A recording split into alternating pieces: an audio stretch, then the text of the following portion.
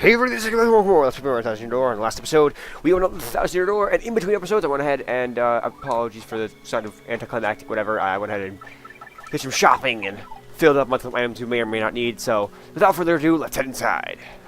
All right, ladies and gentlemen, welcome to the Palace of Shadow. If that door thing wasn't already a tell, you can go in and out at any point if you need to. So if you get like halfway through and you realize, okay, this isn't gonna work and you need to go do something else, you are perfectly welcome to leave and go pursue other opportunities, if you will. So anyway, these are new enemies right here. These are swoopulas. Let's see. Well, they're basically just like swoopers, but they've got, you know, the little Ula thing as an homage to Dracula, I guess, if you will. This guy right here has a super shroom, so I'm actually going to take him out first, that way he can't use it, if I use him this one turn. These guys actually, if they do attack you, if they attack your partner, they can take from your health, so be wary of that. But if they attack Mario, you're fine, so... See, yeah, he goes back to Vivian. Their AI isn't all that dumb, so just be wary of that, and make sure you are ready to take the attack, if you will. But yeah, Mario is basically invulnerable to these guys, so don't worry about Mario taking too much damage from the swoopulas, because they can't attack him. Anyway, there's two more here, so I'm going to take care of them real quick, and I will see you guys in just a moment. Well, that was slightly frustrating. Generally, at least one of the swoopulas will attack Mario, but no, every single one of them had to go straight for Vivian, so that's why your health is all the way down at 6 out of 30, and Mario is completely untouched. I believe this block right here, and this one will give us a super shroom, and I believe our inventory is full, so I'm going to go ahead and use up one of our current super shrooms on Vivian for now, because I think she will be a valuable asset in the later comings. So for now, I'm just going to go ahead and use that, and oh, she's shooting star apparently. Never mind, whatever. I need the item slot. These here are our new form of dry bones we're going to be taking on. The enemies in this area, I find, are more of a hassle than a help as far as, like, star points goes. You are going to be getting a decent amount of star points for each. But these dry bones especially, see, what the deal is with these guys is that you can the only way to defeat them is to, to burn them, or to use Bobbery on them. So I'm actually going to switch out to Bobbery real quick, because if you just defeat them and you don't like blow them up, or I believe if you burn them with Vivian and then they die of the fire, like if you use Vivian's Shade Fist, it won't kill them, or like they won't like burn. But if you use Vivian's Fiery Jinx, then it will, and it's pretty frustrating with these guys. So I'm going to show off this first battle, but after this, I think I'm just going to avoid these guys. I'm going to, you know, try to stay out of their path, because as far as we are right now, we're pretty okay as far as HP and FP go, and I don't think we need to worry too much about it. So, swoopulas and stuff I can still take on, but I'm going to try to avoid the dry bones at all costs. Yeah, so that should be there. I'm here to take him out real quick.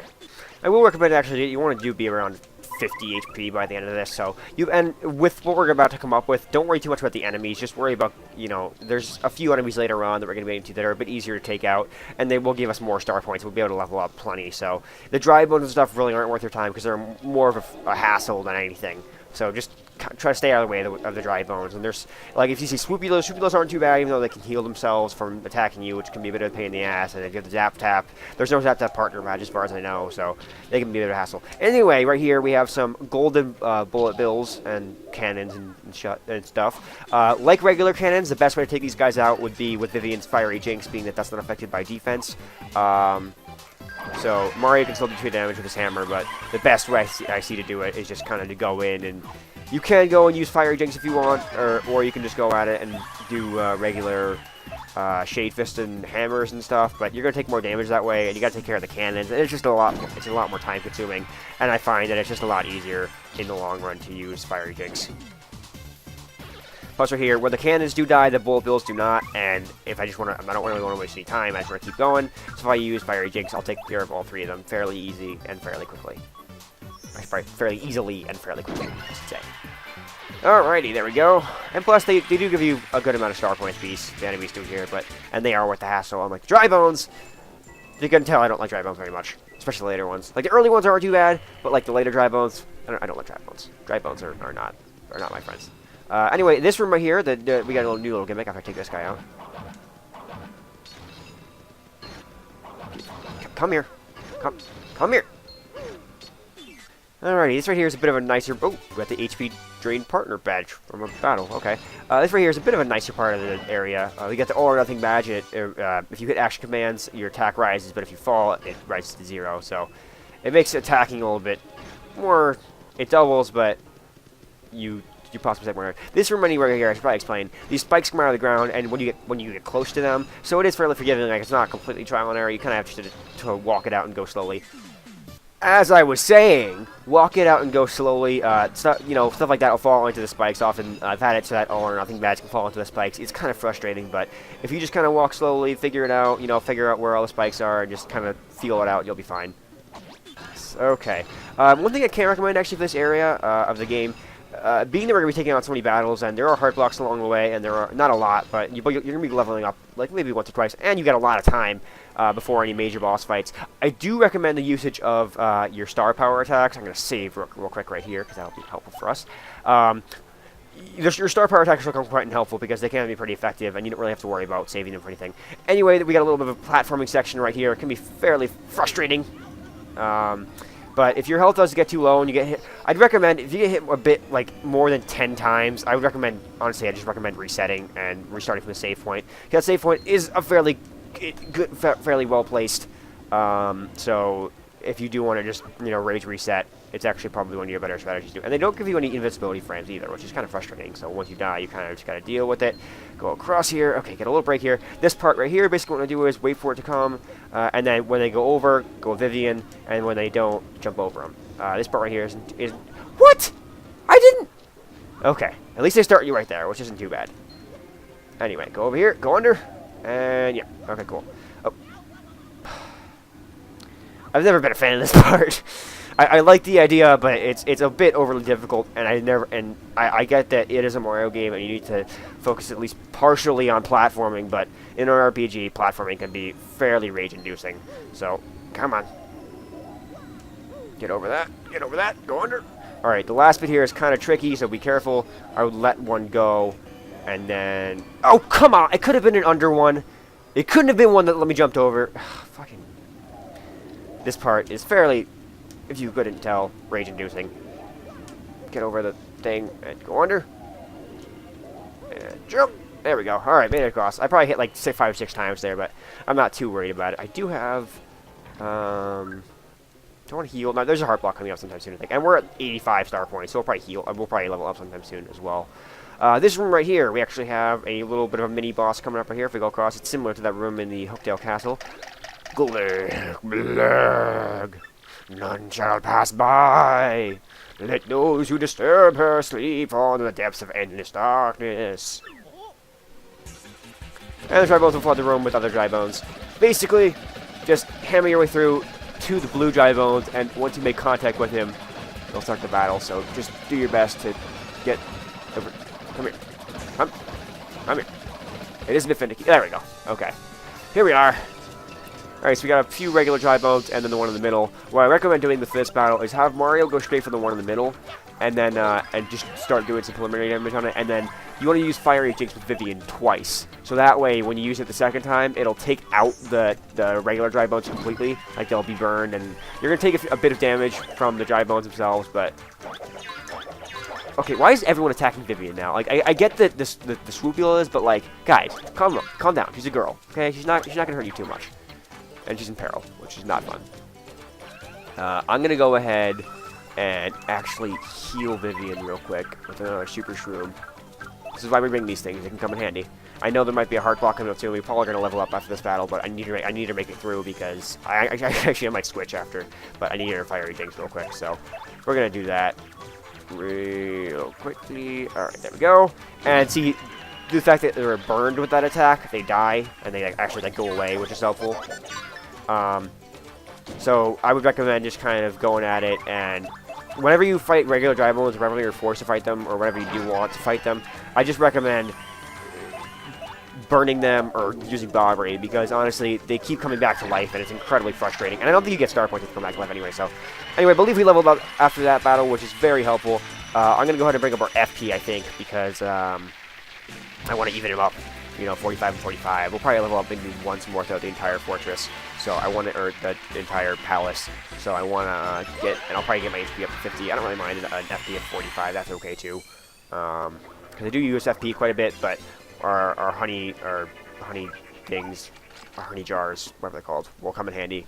And we usually only need 1 or 2 of them for the extra. I believe this is the, oh, it's an ultra shroom. Okay. I mean, I believe we have, how many do we have now? We have 4, which is very helpful, but I would like to get some more jam and jellies. I believe there's a point later on where we'll get some, but any opportunity we get to get jam and jellies, I'm definitely going to take those later on, because I only have 1 right now, and it's a little bit low. I'd like to have a few more, because FP can be very important to, I know it sounds a little bit weird, but to the final battle, so, because we're fairly close to that, but I'm going to cut this away, actually, because we've already fought these. Just some more golden cannons there. Nothing too crazy. Same fight strategy, honestly. Just go in with your... Anyway, new enemy right here. It's a different kind of bubble, I believe. Let's see.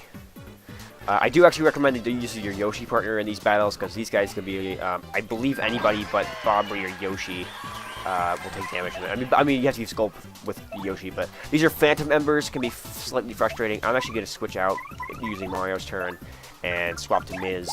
And then use Gulp here because I can do more damage. I can do damage to 2 of them that way, and it's a good use of FP. It's not take all much. I believe it takes 4, which is fairly helpful. So, and then if they have 2 attacks, I believe they can either get really close to you and try to blow fire at you, and they'll take damage with a zap tap that way. And don't.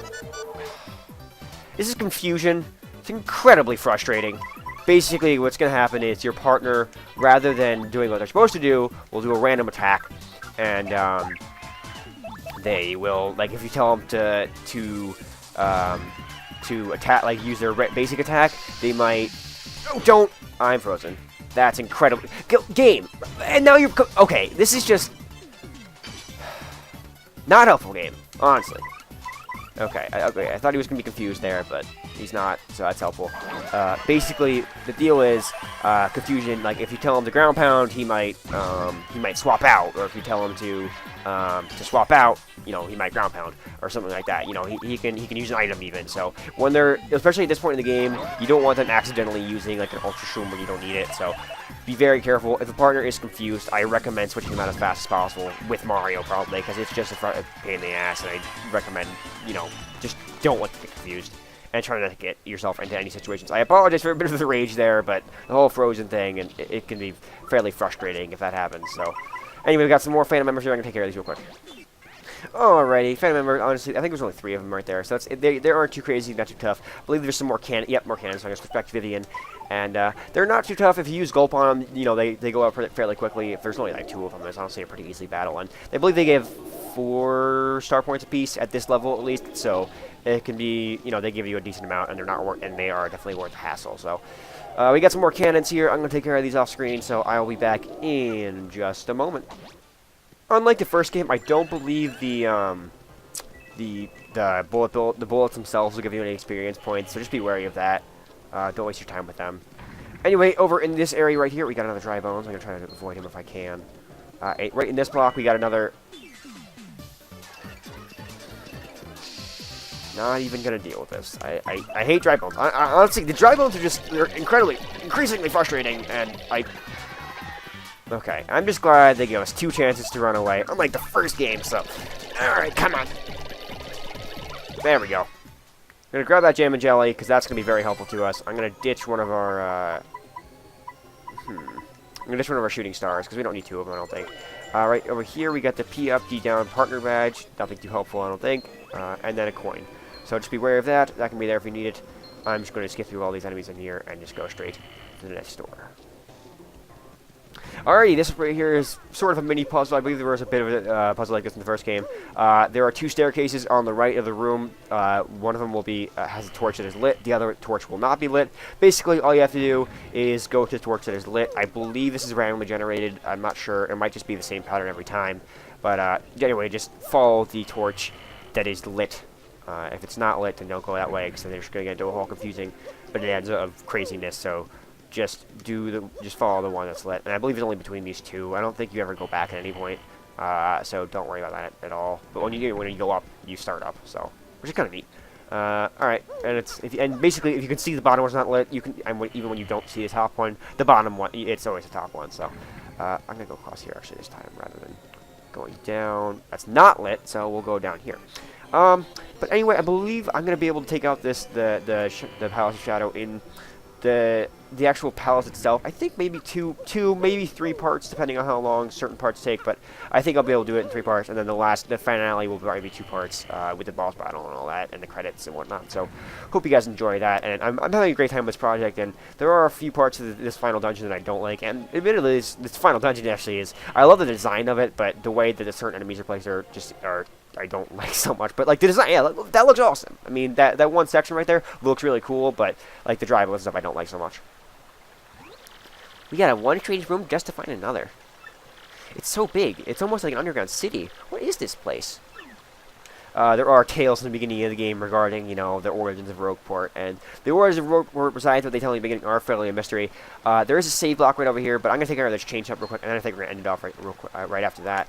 But what I recommend doing for the change humps is, I don't believe fire drinks can hurt them, so I recommend using your Yoshi partner.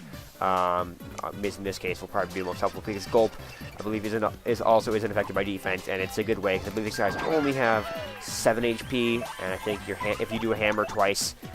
And then you do a gulp, you'll probably be able to take care of them relatively. So these guys are gonna be fairly difficult if you don't know what you're doing, but just be careful. Use your Yoshi partner, and you should be fine. Oh, there's 6 damage. That's actually pretty helpful. There is a heart block by the other group of chain chomps as well. So I'll heal in the next episode. But anyway, I want to thank you all for watching this wonderful episode of the House in Your Door. In the next episode, we're going to further progress into the Palace of Shadow and get maybe into that room over there, or we'll do some other stuff. Anyway, thank you all so very much for watching, and I'll see you guys then. Bye for now.